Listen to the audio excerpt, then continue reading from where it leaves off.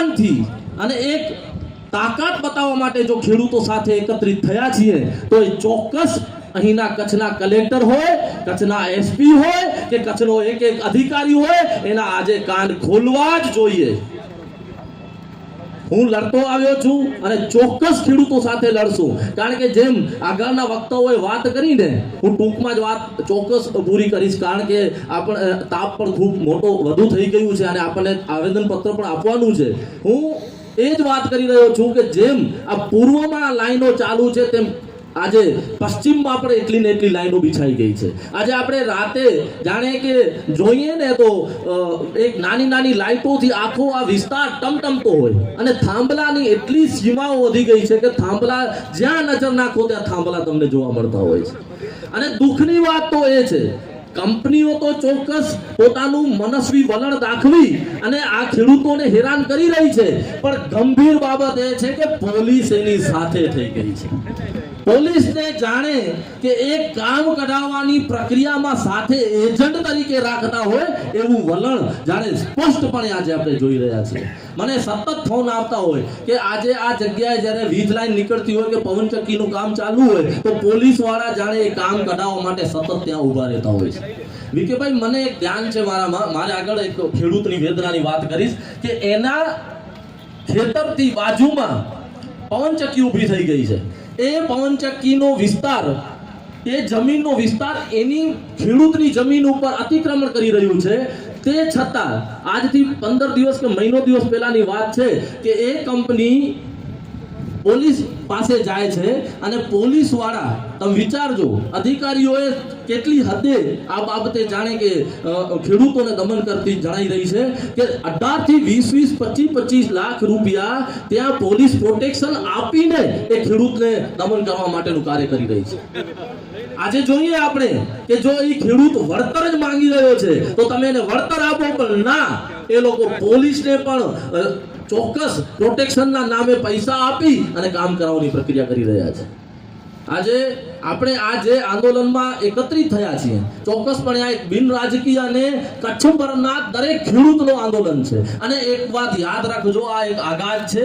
જેમ આગળના વક્તાઓએ કીધું ને, હું ચોક્કસ કહું છું કે હવે સમય નહીં બચે આપણી પાસે. ધીરે ધીરે દરેક મુદ્દાઓ ઉપર આ તાનાશાહી જાડી ચામડીની સરકાર અને જાડી ચામડીનું તંત્ર આપણા ઉપર મારો કરતો જણાઈ આવે છે.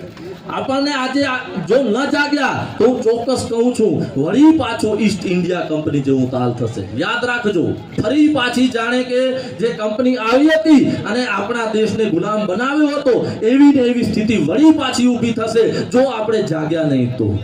એટલે આજે જેમ આપણે ગુજરાતભરના પાલભાઈ આંબલિયા, લાલજીભાઈ દેસાઈ અને ગુજરાતભરના ડાયાભાઈ જેવા દરેક આપણી સાથે જ્યારે લડાયક આગેવાનો અહીંયા જોડાયા હોય અને આપણે એક થઈને જો લડવાની વાત કરતા હોઈએ તો ચોક્કસ લડશું. અને હું પણ ચેલેન્જથી કહું છું કે મેં એવી ઘણી જગ્યાએ આપણે કામો બંધ કરાવીને બેઠા છીએ, કારણ કે ખેડૂતનો હક તો ક્યારેય પણ અમે એનાથી નહીં દવા દઈએ.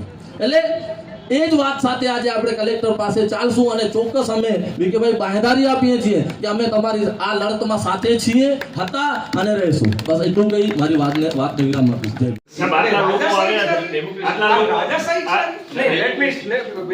મારે સમજવું છે કે ગુજરાતના કલેક્ટરેટ અને અધિકારીઓ એ રાજાશાહી જેવું કેવી રીતે હોઈ શકે? ધેન ધીસ ઇઝ અ તાનાશાહી. તમે લોકોના ડેમોક્રેસીમાં તમે અધિકારી જે છે એ લોકોની વાત સાંભળવા ના આવે તો કેવી રીતે ચાલે? ડેમોક્રેસી છે તો ક્યાં ડેમોક્રેસી છે? અને તમે આવેદનપત્રો આપના જેટલા બી આગેવાનો હું તો આવેદનપત્ર અહીં આપવાના બદલે ફાડીને ફેંકી દો. આવેદનપત્ર અહીં આપવાની વાત એટલે શું? ઓફિસ છે એસી ચેમ્બરમાં, 18 થી એસી ચેમ્બરમાં આપવાની છે આવેદનપત્ર. 20 આગેવાનોની કેટલી ના ના, એની પરમિશન તો તમે બી સમજો છો. કલેક્ટર હતા તો અમે આપી દે. બરાબર, એમાં વાંધો કલેક્ટર નથી અત્યારે. બરાબર છે, હું પણ એડીએમ છું. એટલે એડીએમ આપણે we respect the chair. We respect the chair, but it doesn't mean આપો કે કલેક્ટર સાહેબ આ બધા હું તો એમાં નથી સમજ. કલેક્ટર હોય કે આરબીસી આવું હોય એમના કોઈ પણ હોય પ્રતિનિધિ તરીકે ભલે સવાલ એ છે આ તમારે બધા ખેડૂતો તમારી વાત વચ્ચે આવવું આ બધા જોઈએ. ખેડૂતોને અપેક્ષા છે તમને સાંભળવા છે તો તમને બધા એવું લાગે છે કલેક્ટર સર તમે શું વાતો હોત સાહેબ? તો અમે તમને એમ કીધું અમે આ ગ્રાઉન્ડમાં આવી જાય પ્રતિનિધિ બરાબર? ગ્રાઉન્ડમાં છું. બેસી જાય કીધું અને હું તો એ મુદ્દો બી નથી VK ભાઈ આપે એવું કીધું કે હા. કલેક્ટર સર હોત તો અમે અંદર આવીને આપત. હું કલેક્ટર સરનો પ્રતિનિધિ જ છું એટલે ના આપણે ભલે હું પણ યોગ્ય એટલે જગ્યાએ આપણી માંગણી હું એટલે યોગ્ય જગ્યાએ કલેક્ટર શ્રી ક્યાંય પહોંચાડીશ. નથી આવે એવું છે તમને સાહેબ? કલેક્ટર શ્રી ઘણી આવે જગ્યાએ જ છે તો લીધેલું છે. કલેક્ટર તમારી જે લાગણી અને માંગણી હશે હવે એ તમને યોગ્ય આપણે રીતે પહોંચાડી મારે સમજવું છે પણ એમની માનો કે તમે બહાર આવીને આવેદનપત્ર સ્વીકારો તો પ્રોબ્લેમ શું થાય? જો પ્રોબ્લેમ કઈ થતો હોય તો આપણે અહીં આવીને આપીએ. What is a problem? સુરક્ષાનો સવાલ છે. પોલીસ કર્મચારી એટલા કમજોર નથી. અમે લોકો એવા કોઈ ગુંડા નથી, આતંકવાદી નથી. અમે બહુ શાંતિમાં માનવાવાળા છીએ. આપણી પાસે પોલીસ બીજું એક વાત ખાલી કહેશું લોકોને કે એક અવાજ નહીં કરવાનો. લોકો એક અવાજ નહીં કરે એની ગેરંટી હું આપું છું. આ 15 આવીને આપો એ સારું રહેશે. નહીં પણ એમાં કારણ શું મારે? અને એવું કદાચ કાનૂની એવો નિયમ હોય કે ના અંદર જ સ્વીકારાય એવો જો હોય તો મારે અંદર જ આપવું છે. એવો કોઈ નિયમ હોય કે તમે બહાર ન જ આવી શકો, ન સ્વીકાર્યું હોય, ભૂતકાળમાં તમે ના સ્વીકાર્યું હોય, તમારા કલેક્ટરે ના સ્વીકાર્યું હોય તો મારે એવું બિલકુલ આગળ નથી રાખવું. બિલકુલ આગળ નહીં. હું નિયમના મુજબ નિયમ ફોલો કરવા માંગુ છું. વ્યક્તિગત કોઈ જીત નથી, લોકોની લાગણી છે. એક વ્યક્તિ વર્સિસ hundreds of farmers. અને આપણે બધાય અંતે તો એ છે તો આપણે બધા છીએ. ના, એ તો છે. કોઈ સવાલ નથી. એ પકવે છે તો હું તમે ખાઈએ છીએ. બિલકુલ બિલકુલ તમારી વાત સાચી. તો પછી એ ટેક્સ પે કરે છે તો એમએલએ નો અને તમારો બધાનો સેલરી નીકળે આપ જે કહો છો છે. એ તો બિલકુલ. પછી સવાલ એ છે બીજું તમને તમારા વિશે એક શબ્દ બી કોઈ બોલે તો લાલજી દેસાઈ છે એને ત્યાં ત્યાં જાહેરમાં માફી માંગશે. હું એટલી ગેરંટી આપું. સિમ્પલ. ખાલી લોકોને I mean they will feel કે સરકાર અમારી વાત સાંભળે છે. લોકોની એક હું માનું છું કે એક ફિલિંગ ને સમજવાની જરૂર છે. આટલું જ. મારો બીજો કોઈ આગ્રહ નથી. અને આમાં કોઈ જીતનો મામલો નથી. તમે ત્યાં આવવાથી જો પદની ગરિમા ખતમ થતી હોય તો હું બિલકુલ ના થવા દઉં. મારે તો બિલકુલ આગ્રહ નથી. ગરિમા નથી ખતમ થતી. તમે અંદર આવીને આપશો સારું રહેશે દિશાબેન. પણ મને ઓકે અંદર આવશો તો સારું થશે એમ તમે કહેશો. ખાલી બહાર નહીં આવવાનું મને એક લોજિક આપી દો તો અંદર આવીને આપી દઉં. ચાલો ગીવ મી વન લોજિક ઓર વન કાયદો કદાચ નોર્મ્સ થાય. કાં તો ગીવ મી નોર્મ્સ કાનૂની રીતે અને કાં તો પછી લોજિક. તમે આ જો કહેશો બરાબર બિલકુલ નહીં. મેં શું વાંધો છે? You are a collector incharge now. તમે એમ કહો કે ના આ કાનૂની રીતે અને આ લોજિક છે અંદર આવીને આપી દે. એક જ જણ આવીને આપે 15 બી નહીં આપવાનું છે ને ફોર્માલિટી શું ભાઈ? તમે આવીને ના આપો. કે ટપાલ એક જ જણ આવે. એમાં ક્યાં વાંધો છે? એક જણ બોલો. જસ્ટ ગીવ અસ અ લોજિક.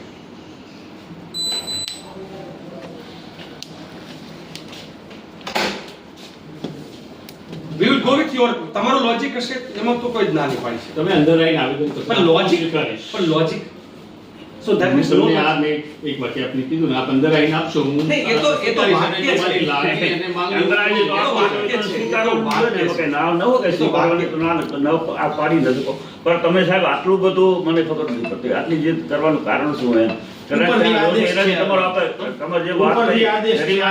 ગરીમાં કઈ નાની ઓછી હશે એવું લાગે? કોઈ પ્રશ્ન નથી. તમે આ અંદર તમે કઈ આમાં નહીં, તમે મેં તો કોઈ સ્પષ્ટ પછી છે. તમે જ કીધું કે અને કલેક્ટર તરીકે તમે અંદર આવીને આપવાના જ હતા. એક લોજિક ખાલી ખાલી મેં જ કીધું કે અંદર આવીને જ આપવાના હતા. હા. બરાબર. કે ભાઈ બરાબર. એમ. બેમાંથી કોઈ પણ એ જ વસ્તુ એમ છે. નહીં. મારી લોજિક કહો છો ને એ જ વસ્તુ છે. ના, કલેક્ટર સર હોત તો એમણે જ કીધું કે કલેક્ટર સર હોત તો હું અંદર આવીને આપવાના હતા. હા સો તો હું અત્યારે પ્રતિનિધિ છું. મને આપો ને હું નહીં. તમારી આવેદન પત્ર હું સ્વીકારીશ. એની વાત નથી સાહેબ. કલેક્ટરે ઘણી જગ્યાએ બહાર ગયા જ છે ને, નથી ગયા લેવા ઘણી ના, જગ્યાએ. આપણે આટલી ખેડૂતો જ્યાં બારે આવ્યા છે ખેડૂતો સાહેબ જગત તો તાત છે. આ કયું સામાન્ય માણસ આ પ્રજા માટે છો કે શેના માટે? કાંઈ વાંધો નહીં. બીજી વખત ધ્યાન રાખજો. બીજું હું આપણે મંજૂરીમાં એ હા, તો આ પ્રજા માટે જ છો ને સાહેબ? સાહેબ મેં ત્યારે તમને પ્રજા માટે અરજી યોર બિહેવિયર વિલ ડિસાઇડ કે અમારે લાઇન ઓફ એક્શન અમારી શું હશે બહુ જ ક્લિયરલી. કારણ કે you are in a chair. આ ચેર માટે અમને કાલ ઉઠીને એમ થાય કે આપણા દેશના ડેમોક્રેસીની ચેર નથી એવું ફિલિંગ અંદર આવવા માંડે ને બહુ ખરાબ વસ્તુ છે. લોકોને ચેરમાંથી વિશ્વાસ ઉઠી જાય ને બહુ ખરાબ વસ્તુ છે. લોકોને જેમ નેતાઓમાંથી વિશ્વાસ ઉઠ્યો છે, લોકોને જેમ ચોક્કસ પ્રકારના ડિપાર્ટમેન્ટમાંથી વિશ્વાસ ઉઠ્યો છે, એમ લોકોને ચેરમાંથી વિશ્વાસ ઉઠી જાય ને એ આ દેશ માટે બહુ જ ખતરનાક છે. ઇટ ઇઝ એટલે તમે કલ્પના મારું અંદરથી અત્યારે મને એમ થાય છે હું એક તમે બી એક સામાન્ય પરિવારમાંથી આવેલા છો. બસ ખાલી ચેરનો એક રૂઆબ, ચેરનો એક નિર્ણય કે ભાઈ હું અંદર આવીને આપી જાઉં. વોટ ઇઝ ધીસ એમ? અમે તમને બરાબર હોય બિલકુલ ઉલ્લંઘન નહીં. હું ત્યાં આપ આવશો, હું માન સન્માન સાથે, એક પણ તમારી સાથેની છે જ નહીં. લડાઈ દલાલો સાથેની છે, લડાઈ કમિશન ખાવાવાળાની છે, લડાઈ ખોટી રીતના સર્ક્યુલર પાસ કરવાવાળા છે, લડાઈ છે એ સરકારના ચાટુકારો સામેની છે, લડાઈ જે છે એ એવા એસઓજી સામે ને એવા પોલીસ અધિકારી સામે, એવા આઈએસ અધિકારી સામે છે કે જે આવા ભ્રષ્ટાચારમાં સામેલ છે. તમે સામેલ નથી, તમારે શું ચિંતા કરવાનો સવાલ? સવાલ જ નથી. તમારા વિશે એક શબ્દ બોલો. આ પ્રજા માટે હો તો બારે આવો, બસ પ્રજા માટે આપો. હું એવું માનું છું કે નહીં, અત્યારે મેં તમને અત્યારે કોઈ મીડિયાના મિત્રોય નહોતા. મેં તમને બહુ સ્પષ્ટ કહ્યું કે સાહેબ મારે પોલિટિક્સ કરવું નથી. બાકી તમે મને મોકો આપો છો. જો પોલિટિક્સ કરવું હોય, અત્યારે એક નવી હમણાં પાર્ટીઓ જે રીતે કરે છે, બરાબર છે, લોકોને માર ખવડાવવાના, બરાબર છે, એ તો કરવું નથી. એ અમારો ઇતિહાસ જ નથી. I think we should not go into it. બરાબર છે. એટલે તમને એમ કહીએ છીએ, અમે સામેથી કહીએ. મેં તમને કહ્યું અહીંયા લોકોને અહીંયા બેસાડી દઉં ચોકમાં, ક્યાં આવી જાઓ. એટલે ખરાબ લાગે સરકારમાં કે એક અધિકારી બહાર સ્વીકારવા ગયા અને એ પણ ના, અદાણી તમે અંદર આવો અને આપો. એ દર વખતે આપે જ છે, એમાં કઈ નવું છે નહીં. મૂકો આપણે નથી આપવું. બહાર આવેદનપત્રની હોળી કરી નાખો. That's it. બિલકુલ. બરાબર છે. અને આ ન્યૂઝ માટે હું કહું છું, અમે આવેદનપત્રની હોળી બહાર કરી દઈશું, અંદર આપવા નહીં આવીએ. હા, અમે કલેક્ટર જે હતા હા. જેની પાસેથી જવાબ લેવાના હતા, એ તો એ બહાર આવવા તૈયાર નથી, વાત સાંભળવા તૈયાર નથી. માત્ર ને નહીં, પહેલા એ માત્ર કલેક્ટર તો જવાબ આપવાની જગ્યાએ 4 દિવસની રજા મૂકીને ભાગી ગયા. અને એના પ્રતિનિધિ એની પાસે મેં મને પૂછ્યું. સાચું કહું, અત્યાર સુધી મને રિસ્પેક્ટ થતું હતું. હવે મને આઈ ફીલ શેમ કે ચેર જે છે ને એના માટે મને શરમ થાય છે. હવે સાચું કહું, શરમ થાય છે. અને આ ચેરની ગરિમા જે છે ને એ નથી જળવાતી. અમે ગરિમા જાળવવા માંગતા હતા. તમે એટલા શું દબાયેલા છો અદાણી ને અંબાણી ને જેવા કોર્પોરેટ થી કે તમને બહાર નીકળતા એમ થાય છે કે તમે કોઈ કંપનીની વિરુદ્ધમાં થઈ જશો. તમને એમ થઈ જાય છે કે તમે સરકારના જે કઈ શાસકો છે, ના, એવું નથી. એ તમારી- that's what you are doing it. બિલકુલ નહીં. એ તમે- બિલકુલ you are doing it. I mean, નહીં, આવેદનપત્ર- you are behaving, no, you are behaving like a king. આવેદનપત્ર always અંદર હું તમને કહું, પહેલા હું નહીં. respect થી વાત કરી. You are behaving like a king. અને તમને એમ છે કે અદાણી અંબાણી, હમણાં અદાણી અંબાણીની ઓફિસમાંથી આવે ફોન, મેં કલેક્ટરને અને આઈએસ ઓફિસરને એની ચેમ્બરમાં જતા જોયા છે. તમને ખેડૂતોની વચ્ચે આવતા શરમ આવે છે. I feel shame for this position. સાહેબ, હું એમ કહું, અમારે તમારે કઈ જવાબ શું લેવો? જે અમે 5 દિવસ તો કહી નહીં ગયા, 5 દિવસ પછી વિકેભાઈ, આવીએ, હવે ચર્ચા ત્યારે પૂરી. જવાબ તમે રાખવું એમ. જવાબ નથી. કેવી રીતે આવે? વિકેભાઈ, કેવી રીતે બહાર આવે?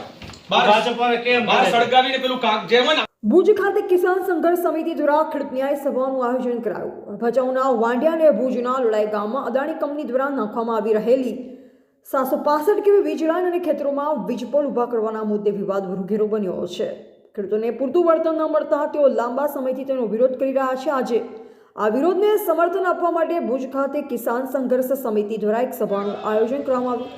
આ સભામાં કોંગ્રેસના કિસાન નેતા પાલ આંબલિયા સહિતના અગ્રણીઓ ખેડૂતોના સમર્થનમાં જોડાયા. ખેડૂતોની મુખ્ય માંગણી છે કે કંપની દ્વારા હાલમાં અપાતા ₹2000 પ્રતિ ચોરસ મીટર વળતરના બદલે તેમને ₹5000 પ્રતિ ચોરસ મીટરના દરે વળતર ચૂકવવામાં આવે. જો આ વળતર શક્ય ન હોય તો વીજ પોલ માટે રોકાયેલ જમીનનું કંપની દ્વારા પ્રતિમાસ ભાડું ચૂકવવામાં આવે. ખેડૂતોના સમર્થનમાં નેતાઓના જોડાવાથી આ મામલો હવે રાજકીય રંગ પકડી રહ્યો છે. ખેડૂતોએ સ્પષ્ટ કર્યું, જ્યાં સુધી તેમની માંગણીઓ સ્વીકારવામાં નહીં આવે ત્યાં સુધી વીજ લાઇન નાખવાનું કામ આગળ વધારવા દેવામાં આવશે નહીં. હું જે રીતે તમારા ફળિયામાં કે તમારા છત ઉપર કોઈ મોબાઈલ ટાવર ઊભો કરે તો એનું ભાડું આપે કે ના આપે? આપે જ, બરાબર છે. એવી જ રીતે ખાનગી વિન્ડ ફાર્મ કંપનીઓ જે છે પવનચક્કીવાળા, એ ખેડૂત આરે એગ્રીમેન્ટ કરે અને ખેડૂતને એમ કહે કે તમારા ખેતરમાં હું પવનચક્કી ઊભી કરીશ તો એના બદલે હું તમને માસિક કે વાર્ષિક ભાડું નક્કી કરે એ મુજબ ભાડું આપે છે. જો મોબાઈલ ટાવરનું ભાડું મળતું હોય, જો પવનચક્કીનું ભાડું મળતું હોય તો આ મોબાઈલ ટાવર કરતાં પણ વધારે જગ્યા રોકે છે આ વીજ લાઇનવાળા ટાવરો. તો એનું ભાડું કેમ ના મળે? આ તાર જે નીકળે છે ને અત્યારે વાંઢિયામાંથી, એમાં કલેક્ટરે હુકમ કર્યો છે 67 મીટરનો કોરિડોર. હવે 67 મીટરના કોરિડોરમાં ન ખેડૂત એમાં કોઈ દિવસ બિનખેતી કરી શકે, ન ખેડૂત એમાં ચરો રાખવા માટે કાલર કરી શકે, ન મકાન બનાવી શકે, ન કૂવો બોર કરી શકે, અરે બાગાયતી પાક પણ એમાં ના કરી શકે. એનો મતલબ કે જમીનની કિંમત ઘટે છે. જો એ જમીનની કિંમત અમારી લાઈફ ટાઈમ ઘટતી હોય તો અમને લાઈફ ટાઈમ જે કિંમત ઘટે છે જમીનની, એટલું વળતર તો અમને મળવું જોઈએ કે ના મળવું જોઈએ? અને એટલે જ 1885નો ટેલિગ્રાફ એક્ટ હોય કે 2003નો ઇલેક્ટ્રિસિટી એક્ટ હોય, બંનેની અંદર બહુ સ્પષ્ટ કહ્યું છે કે મિનિમમ ડેમેજ મેક્સિમમ કમ્પન્સેશન, એટલે કે ઓછામાં ઓછું નુકસાન, વધારેમાં વધારે વળતર આપવું. હવે આ નિયમોને ઘોડીને જે આ તંત્ર પી ગયું છે અને પોલીસ એને સંપૂર્ણ પ્રોટેક્શન આપે છે. કેવી રીતે હું સમજાવું? આ કલેક્ટરે હુકમ કર્યો 67 મીટરનો કોરિડોર, તો આ 67 મીટરનો જે કોરિડોર છે એની બહાર તો કલેક્ટરનો હુકમ નથી. મારું 50 એકરનું ખેતર છે, તો 50 એકરના ખેતરમાં કલેક્ટરે હુકમ 67 મીટરનો કર્યો છે, તો આ બેય બાજુ જ્યાં છે ત્યાં તો હું વાવી શકું, ત્યાં એ કામ કરતા હોય તો એ બાજુના ત્યાં 1 મીટર એને આગળ જવું હોય તો મારી મંજૂરી લેવી પડે, કારણ કે કલેક્ટરનો હુકમ નથી. હવે આ 67 મીટર તો દૂર, મારું 50 એકરે દૂર, આ 67 આસપાસના મારા હેઠાપાડોઈ ખેડૂતો છે ને, એને અત્યારે તંત્ર વાડીએ નથી જવા દેતું. વાંઢિયાની આ પરિસ્થિતિ છે. તો સવાલ એ છે કે દેશમાં લોકશાહી છે કે હિટલરશાહી છે? અત્યારે સંપૂર્ણ તાનાશાહી હોય, સંપૂર્ણ કંપની રાજ હોય. આ કચ્છ નહીં, આ અદાણીસ્તાન જ્યારે બની ગયું હોય ત્યારે ખેડૂતોએ સાથે મળી અને છેલ્લા 90 દિવસથી લડાઈ કરે છે. એના ભાગરૂપે ગત 19 તારીખે અમે અહીંયા આવ્યા હતા, કલેક્ટર સાથે ચર્ચા કરી. 1885ના ટેલિગ્રાફ એક્ટની, 2003 ઇલેક્ટ્રિસિટી એક્ટની, 2017નો પરિપત્ર, 2021નો પરિપત્ર, 2022નો પરિપત્ર અને કેન્દ્ર સરકાર અને રાજ્ય સરકારની SOP બાબતે ચર્ચા કરી. એમાં કલેક્ટર પાસે કોઈ જવાબ નહોતો. એણે એવું કહ્યું હું તપાસ કરીશ. તો તપાસ ક્યાં સુધી કરશે ભાઈ? એટલે ત્યારે અમે 24 તારીખનું કલેક્ટરને કહીને આવ્યા હતા કે અમે 24 તારીખે આવશું. આજે અમે 24 તારીખે આવ્યા છીએ. અમે કાયદો અને વ્યવસ્થા મુજબ લડાઈ કરવા માગીએ છીએ. કાયદાને અને વ્યવસ્થાને માથે ચડાવીએ. ભલે કલેક્ટર ઘોડીને પી જાય, ભલે SP ઘોડીને પી જાય, ભલે સંસ્કારની વાતો કરતા ગૃહમંત્રી પોતે ઘોડીને પી જાય, પણ અમે કાયદો અને વ્યવસ્થાને માથે ચડાવીએ. એટલે કાયદેસર મંજૂરી માંગી, મંજૂરી મળી, અને મંજૂરી મળી એટલે સભા કરતા હતા.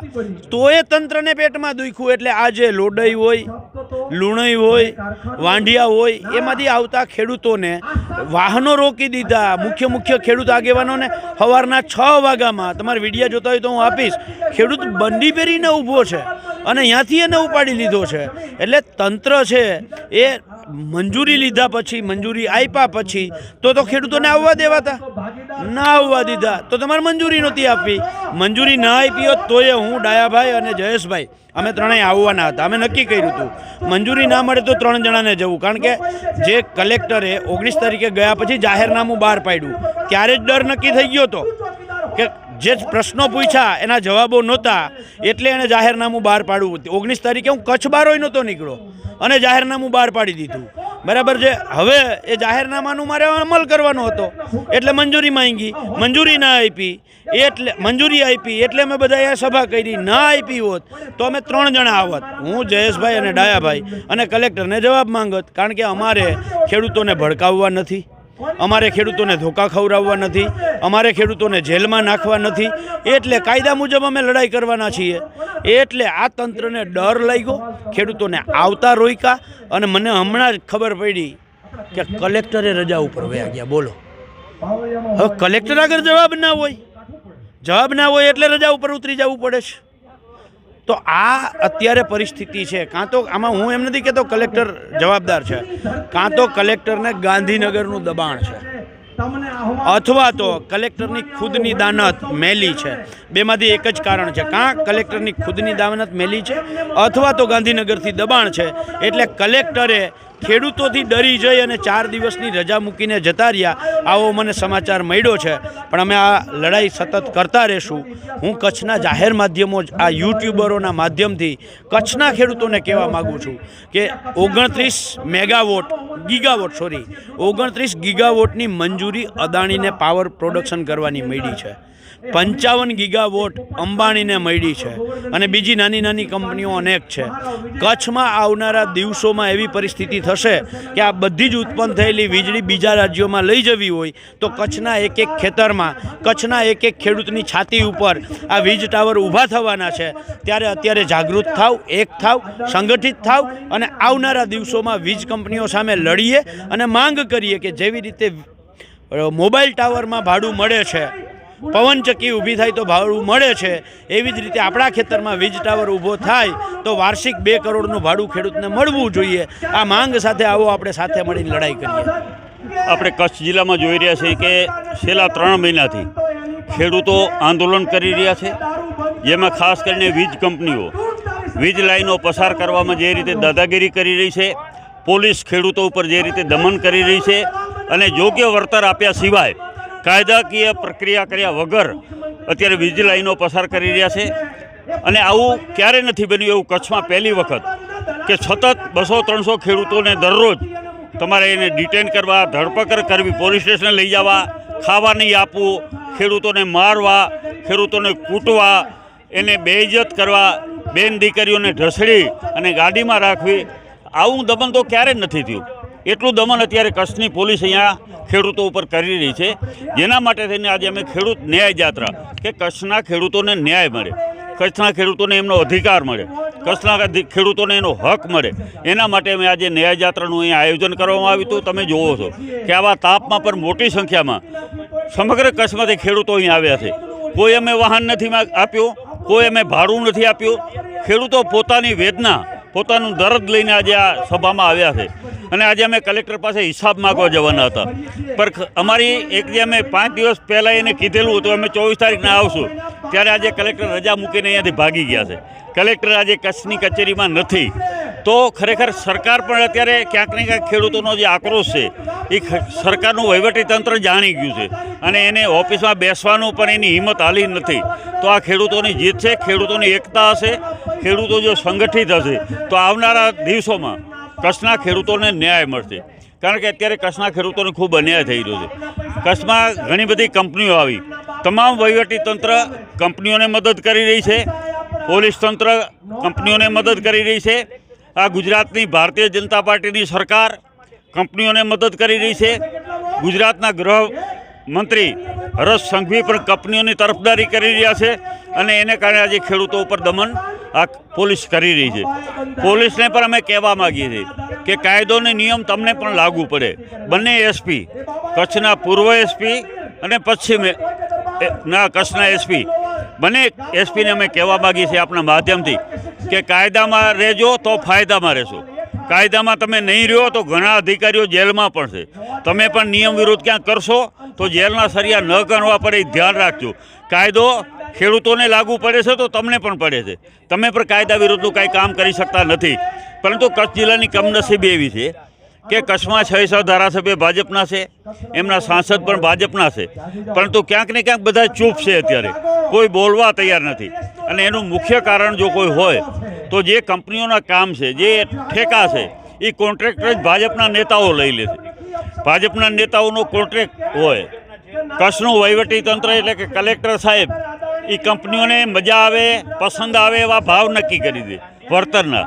અને પોલીસ તંત્ર છે એ ક્યાંક ને ક્યાંક સેટિંગ કરી અને લાઈનો પસાર કરાવી દેવાનું કામ એ રાખી લે છે પોલીસ તંત્ર પોતે. એટલે હવે જાવું ક્યાં?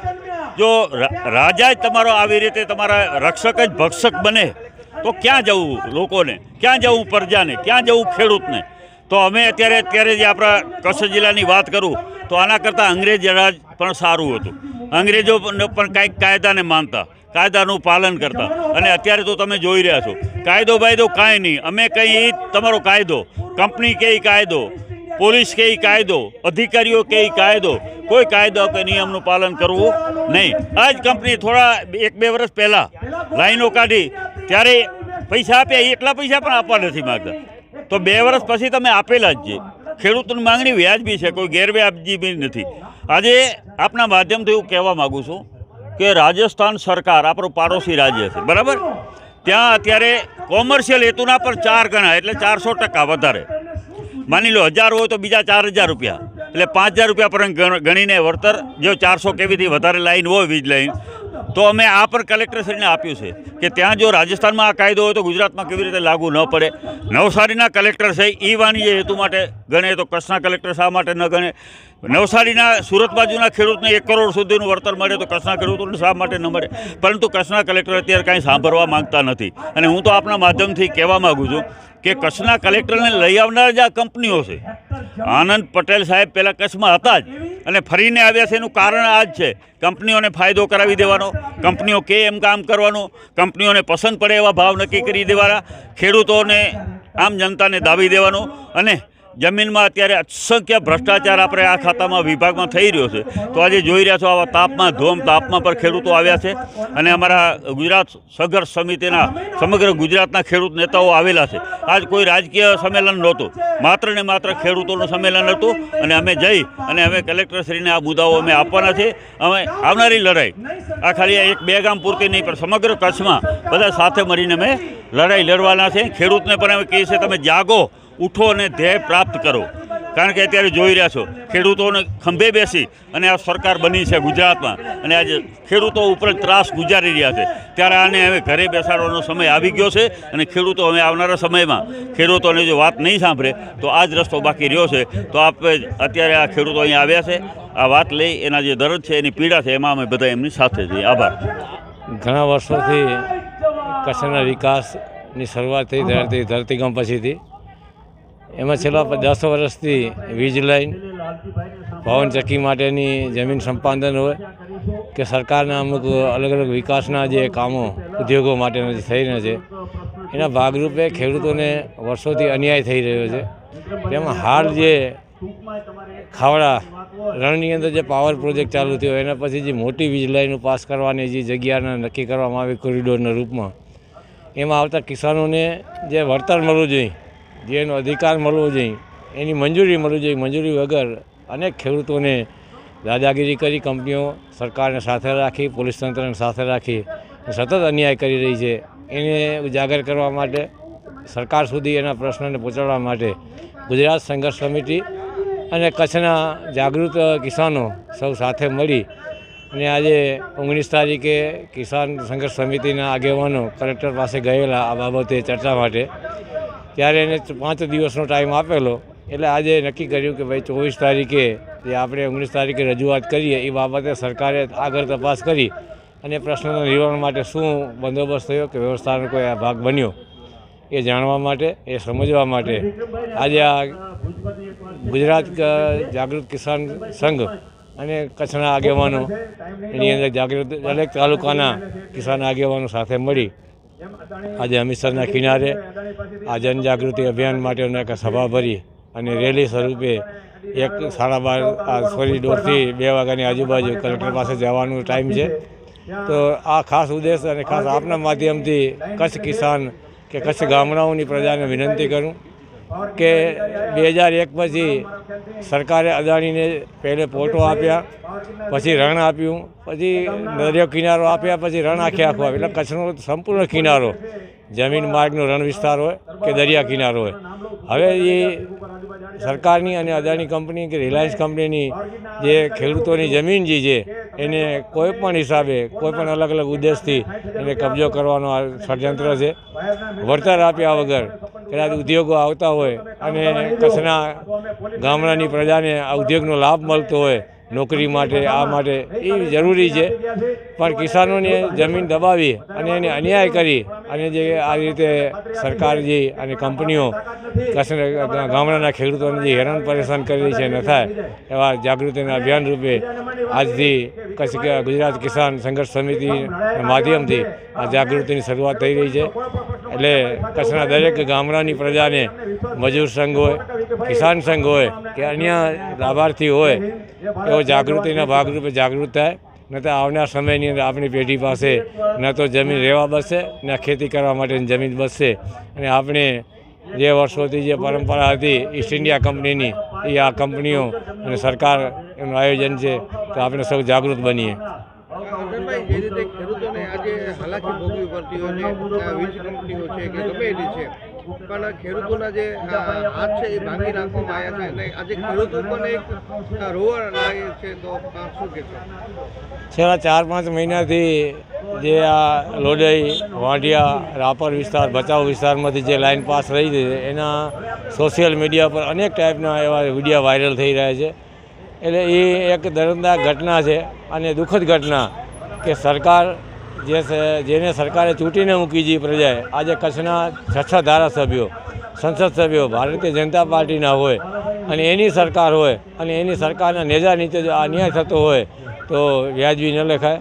જે પ્રજાએ તમને ચૂંટીને મૂક્યા, આજે કંપની કે સરકાર કે પોલીસ એના પર ગમન કરતી હોય ત્યારે કમસે કમ ધારાસભ્યો અને સંસદ સભ્યોની વચ્ચે મધ્યસ્થી કરી અને કોઈ રસ્તાનું નિવારણ કરવું જોઈએ અને ન્યાય મળવો જોઈએ, એવા પ્રયત્ન કરવા જોઈએ. પણ આ વર્ષોથી 30 વર્ષથી આ શાસનની અંદર ક્યારે પણ પ્રજાને જોવામાં નથી આવી. એનું શાસન કેમ ટકી રહે, આવનાર સમયમાં કેમ શાસન એનું જાય, એવા જ પ્રયત્ન સત્તાની તાકાત હોય, પૈસાની તાકાત હોય કે કંપનીઓના જોરે આ પ્રજાના ઉપર દમનગીરી થઈ રહી છે, એને રોકવા માટેના પ્રયત્નો છે. આપણે પણ એક ખેડૂતના દીકરા છો અને જ્યારે ખેડૂતનો દીકરો જ્યારે પોતે ખેતી કરતો હોય ત્યારે ઘણી બધી મહેનત પણ હોતી હોય છે. આ સરકાર વળતર નથી દેતી, તો આ શું કહેશો? રાજાશાહીના વખતથી કચ્છની અંદર કિસાન ગામડું ખેતી ઉપર જીવતો એક સમુદાય હતો. એમાં દરેક સમાજ હોય, એવું નથી કે કોઈ પટેલ હોય, કોલી હોય, હરિજન, મુસ્લિમ હોય, એવું નથી. દરેક સમાજ ખેતી સાથે જોડાયેલો હતો અને ખેતી સાથે જોડાયેલો છે. અને ખેડૂતનું જીવન એક સરકારની સાથે કે એની સાથે નહીં પણ કુદરતની સાથે જોડાયેલું છે. કે કુદરત એવા વાતાવરણ બદલતા હોય, વાવાઝોડા, વરસાદ, કમોસમી વરસાદ, ધૂપ, ગરમી, પાણીની અછત, આવા અનેક પ્રશ્નોથી પીડિત હોય. અને ખાસ કરીને ગુજરાત સરકારે 30 વર્ષથી શાસનની અંદર કચ્છની અંદર જે નર્મદા ખેતી માટે ના આપી અને ખેડૂતોને અન્યાય કરો. કારણ કે ખેડૂતો જો એક વખત નર્મદાનું પાણી મળી જાય અને ખેડૂત જો સદ્ધર થઈ જાય તો એ કોઈ પણ હિસાબે ખેતીની જમીન ના આપે. એના વર્ષો જૂના જે પ્રયત્ન હતા એને આજે ઉજાગર કરી રહ્યા છે. જેની જમીનનો કબજો તો જ મળે કે ખેડૂત એકદમ પીડિત થાય. એમાં કુદરતી હોય, સરકારી તંત્રથી હોય કે આર્થિક રીતે હોય તો જ જમીન આપવા તૈયાર થાય. આજે કચ્છના ખેડૂતોની પરિસ્થિતિનું નિર્માણ આ સરકારે કર્યું અને આજે એનો 100% લાભ ઉઠાવી રહ્યા છે. ત્યારે આજથી આપના માધ્યમથી સમસ્ત કિસાનોને વિનંતી કરું, દરેક ગામડાની પ્રજાને વિનંતી કરું કે આપ જાગૃત બની આવનાર પેઢી માટેને આપણી ખેતીની જમીન આપણી પેઢી આવનાર પેઢી ખેતી કરે અને આપણું જીવન, ગામડાનું જીવન, આપણી સનાતન સંસ્કૃતિ, કચ્છની સંસ્કૃતિ જળવાઈ રહે એવા પ્રયત્ન જ્યારે ગુજરાત સંઘર્ષ સમિતિ, કિસાન સંઘર્ષ સમિતિ આ પ્રયત્ન કરી છે. તમને એના સપોર્ટમાં આવી અને આપણે પેઢીને અને આપણી જમીનને બચાવવા માટે અને સરકારના જે નિયમો જે છે એનું કાયદેસર પાલન થાય અને આપણે ન્યાય મળે એવા સૌ આપણે પ્રયત્ન કરીએ. આજરોજ ભુજ મધ્યે હમીસરની પાળે એક ખેડૂત ન્યાય સભાનો જે આયોજન કરવામાં આવ્યો છે, જે ગુજરાત ખેડૂત જે સંઘર્ષ સમિતિ છે તેના દ્વારા કરવામાં આવ્યો છે. અને આજે ગુજરાતભરના જે લડાયા ખેડૂત આગેવાનો છે તે આજે અહીંયા ઉપસ્થિત થયા છે.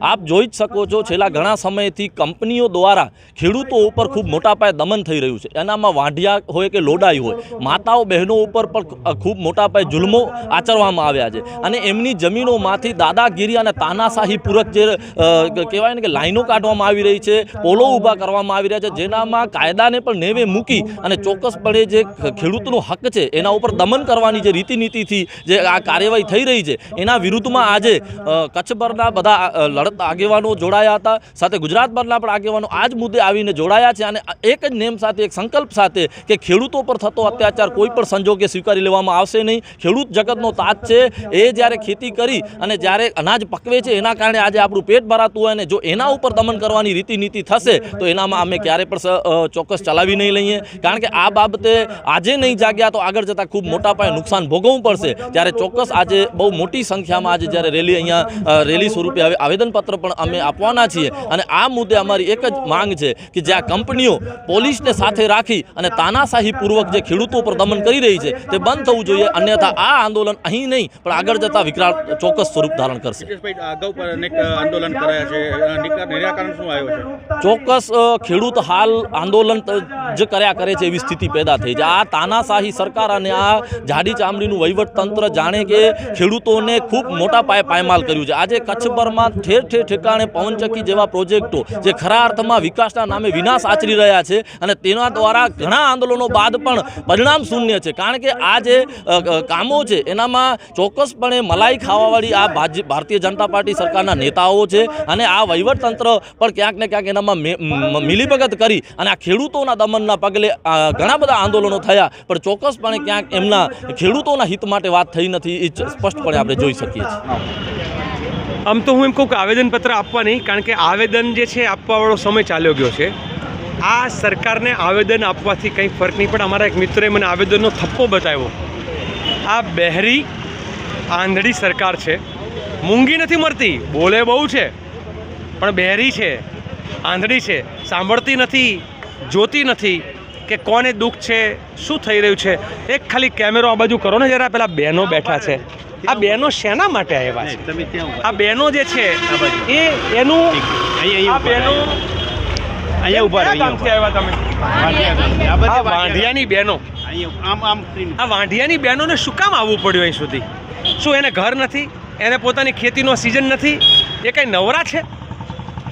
પોતાના ખર્ચે અહીંયા એટલા માટે કલેક્ટર કચેરીની બહાર બેઠા છે કારણ કે ગુજરાતનો શાસક જે છે એ રક્ષકના બદલે ભક્ષક બન્યો છે. અદાણીને અંબાણીનો ચાટુકાર અને દલાલ બન્યો છે. ગુજરાતનું શાસન જે છે અદાણીને અંબાણીનો દલાલ છે. એટલે તો કહે છે कि नेता के गाल पे जो लाली है वो लाली नहीं है, वो अदाणी की दलाली है. આ એના ચહેરા ઉપરની લાલી છે, દલાલી છે. આ દલાલી કરનાર લોકો અત્યારે તમે જે સવાલ પૂછો કે અહીંયા કલેક્ટર તો 4 દિવસની રજા ઉપર ભાગી ગયા, કારણ કે શું જવાબ આપે અદાણીને? આટલા બધા ખેડૂતોની વચ્ચે જવાબ આપવો પડે, જવાબ તો હતો નહીં. અને જવાબ આપે તો અદાણી પાછો રાતે ખખડાવે, હપ્તા આવે છે ગુજરાતના અધિકારીઓને, ગુજરાતના મિનિસ્ટરોને, ગુજરાતની સરકારને.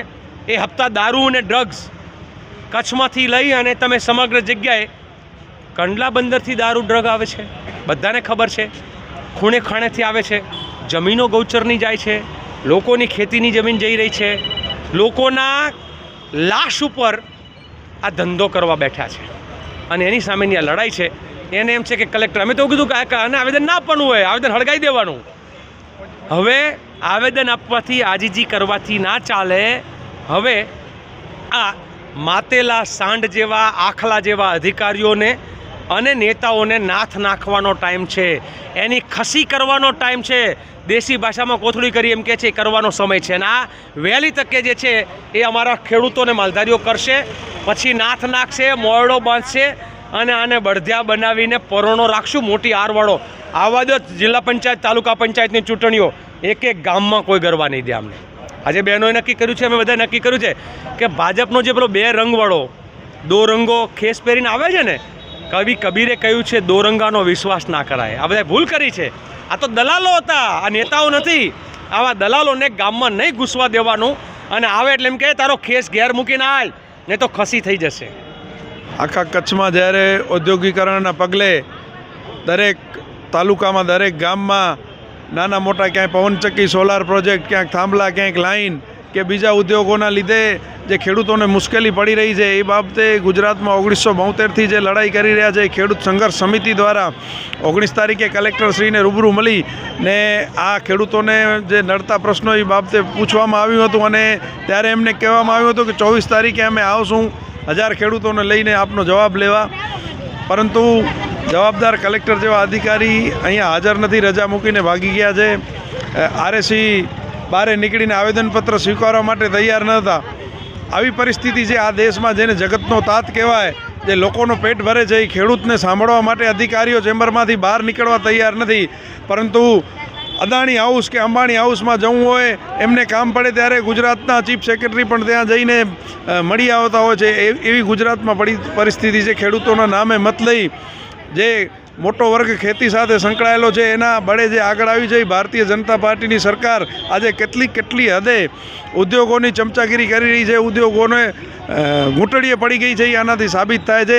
અને આ કોઈ રાજકીય પક્ષ પ્રેરિત લડત નથી. ખેડૂત સંઘર્ષ સમિતિ જ્યારે કોંગ્રેસની સરકાર હતી ત્યારે 1972થી ખેડૂતો માટે લડતી આવી છે. અને કચ્છમાં જ્યારે વાંઢિયામાં આજે 2-4 મહિનાથી આ પ્રશ્ન છે, રોજ ખેડૂતોની ધરપકડ થાય છે, રોજ ડિટેન કરવામાં આવે છે, બેન દીકરીઓને ધરપકડ કરવામાં આવી રહી છે, લોડાઈમાં પ્રશ્ન છે, લગભગ કચ્છના ગામે ગામ આવા પ્રશ્નો છે. ત્યારે તંત્ર જાગે એના માટે આજે આ ખેડૂત સંઘર્ષ સમિતિ અહીંયા આવી હતી અને હજી પણ આ લડાઈ આગળ સુધી ચાલુ રહેશે.